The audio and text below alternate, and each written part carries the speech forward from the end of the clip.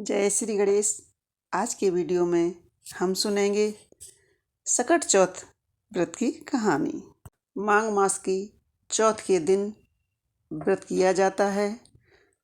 चौथ के दिन सबसे पहले एक थाली में कंकु, चावल, हल्दी, मेहंदी, गुड़ आदि, कलश, गणेश जी की मूर्ति, चौथ माता की फोटो, एक पटे पर लाल कपड़ा या पीला कपड़ा बिछा करके सामग्री एकत्रित कर उसके बाद दोपहर के समय इच्छा अनुसार चौक पूर करके सातिया बना करके गणेश जी का पूजन करें, कलश रखें, गणेश जी की मूर्ति का विधिवत पूजन करके पंचामृत से स्नान करा के उसके बाद गणेश चौथ की कहानी सुने।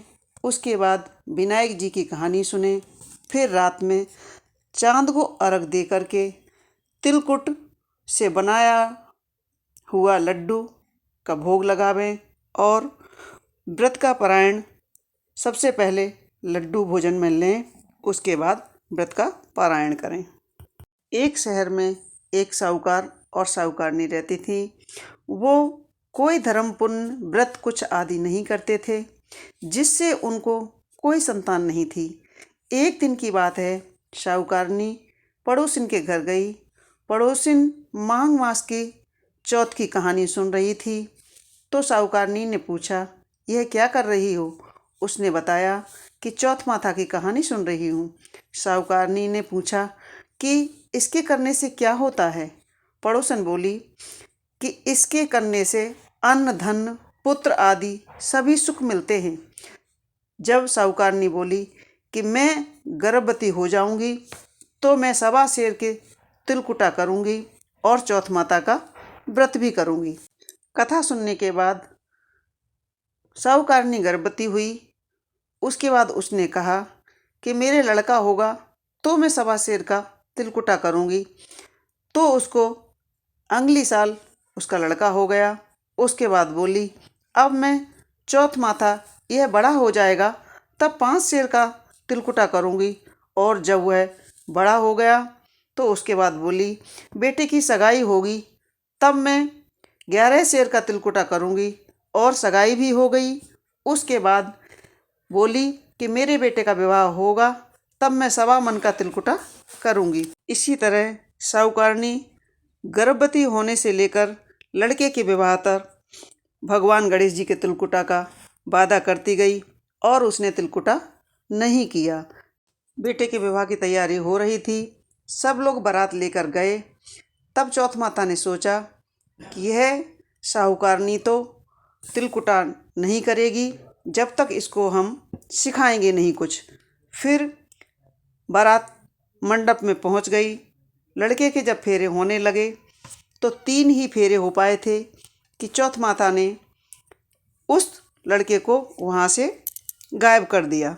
मंडप के बीच से जब लड़का गायब हो गया तो सब जगह हाहाकार मच गई।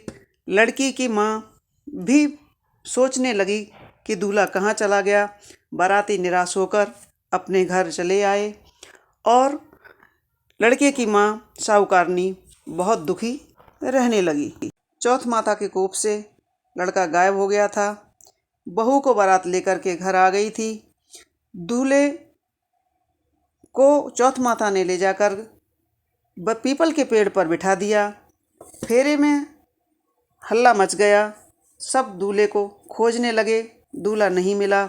बहुत दिन बाद गणगौर आई। सभी लड़कियां गणगौर पूजन के लिए उसी पीपल के पेड़ के पास दूब लेने आईं। सब तो दूब तोड़कर चली गईं और उसके साथ विवाह हो जाने वाली लड़की बाद में दूब तोड़ने आई। जब वह बहू पीपल के नीचे से दूर्वा तोड़ रही थी तो पीपल में से आवाज़ आती कि मेरी अधब्याही। यह बात सुनकर वह बहू दिन रात सूखने लगी, दुबली होने लगी। माँ ने पूछा पर उसने कुछ नहीं बताया। एक दिन उसकी माँ ने उसकी सहेलियों से कहा कि पता लगा कि मेरी बेटी दिन पे दिन दुबली क्यों हो रही है, इसका क्या कारण है। दूसरे दिन उसकी सहेलियां सबसे पीछे दूब तोड़ने आईं। सबने आवाज़ सुनी, सहेलियों ने पूछा, भाई तुम कौन हो, क्या बात है?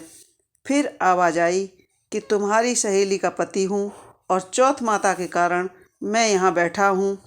तब यह बात सहेलियों ने आकर के उस लड़की की माँ को बताई और माँ वहाँ आई। तब उसने बताया कि मेरी माँ और तुम दोनों सवा सवा मन का तिलकुटा करें तो मुझे चौथ माता छोड़ देंगी। लड़की की माँ ने कहा कि आपने तिलकुटा बोलकर नहीं किया, अब तुम दोनों माँ, लड़की की माँ और लड़के की माँ, दोनों सवा सवा मन का तिलकुटा करें।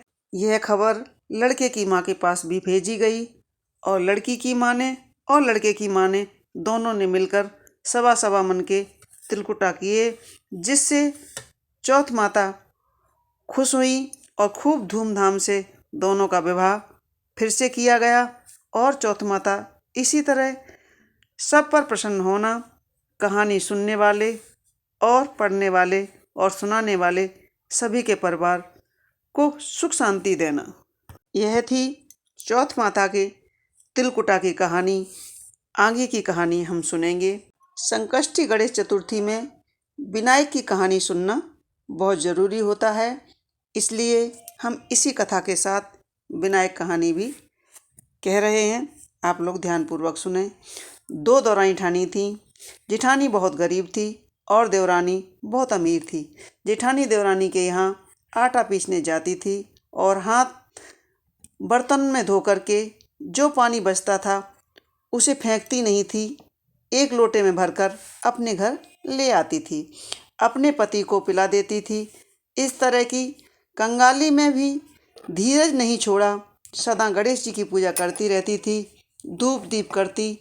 एक दिन देवरानी के बच्चों ने आटे का पानी ले जाते हुए देख लिया और अपनी माँ से बोल दिया कि माँ, अपने आटे को चुरा करके ताई पानी में मिला करके घर ले जाती हैं और ताऊ जी को पिला देती हैं। दूसरे दिन जेठानी जब आटे का घोल कर लोटा ले जाने लगी तो देवरानी ने छीन लिया और बोली, इस तरह रोज रोज आटा चुरा कर ले जाओगी तो हमारा घर कैसे चलेगा? बेचारी जेठानी खाली हाथ घर लौट आई। उसका पति बोला, पानी पिला दो। जेठानी ने सारी बात कही, पर उसका पति भूख से क्रोध में उठा और उसने उस बेचारी को मारा। वह मार खा करके सो गई। रात को गणेश भगवान बोले, कैसी सोई हो? तो बोली, सो नहीं रही हूँ, मैं तो क्या करूँ, मैं बिना कसूर के मार खाई हूँ। गणेश जी बोले, तेरी बात तो बता, बाद में सुनूंगा। मैं घर घर जाकर प्रसाद तिलकुटा खाकर आया हूँ। गणेश जी बोले, मुझे पहले निबटने की जगह बता। जेठानी बोली, बहुत जगह पड़ी है, जहाँ जी चाहें वहाँ जाओ। कुछ देर बाद गणेश जी आए। बोले, अब तो पहुँचूँ कहाँ? जेठानी मार खाई हुई थी, भूखी थी, क्रोध आया और गुस्से से बोल पड़ी, मेरे सिर से पहुँच दो। गणेश जी ने वैसा ही किया। सुबह उठी तो जगह जगह धन का ढेर लगा हुआ था। बाल बाल में मोती चमक रहे थे। दोनों स्त्री पुरुष मिलकर धन इकट्ठा करने लगे।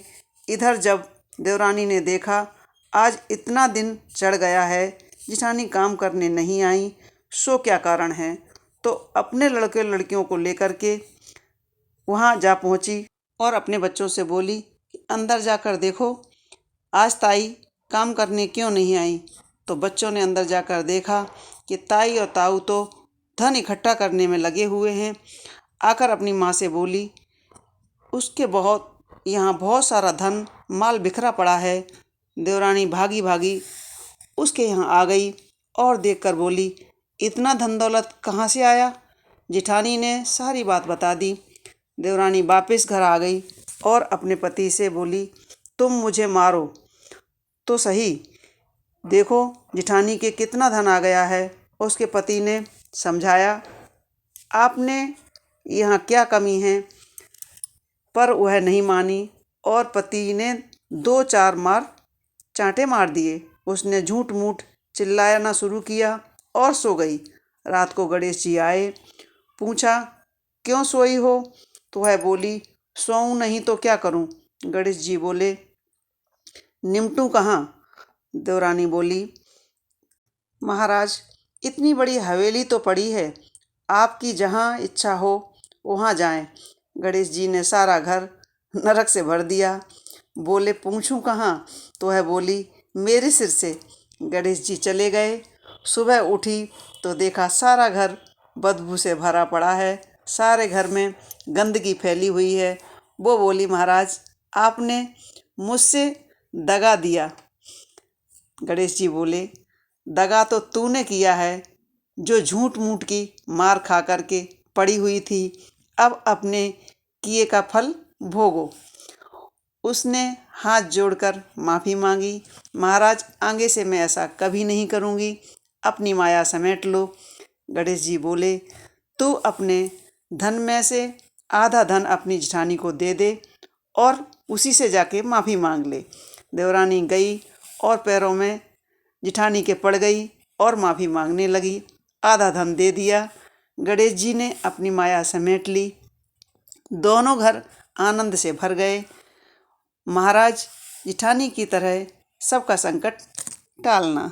यह थी विनायक गणेश जी की छोटी सी कथा।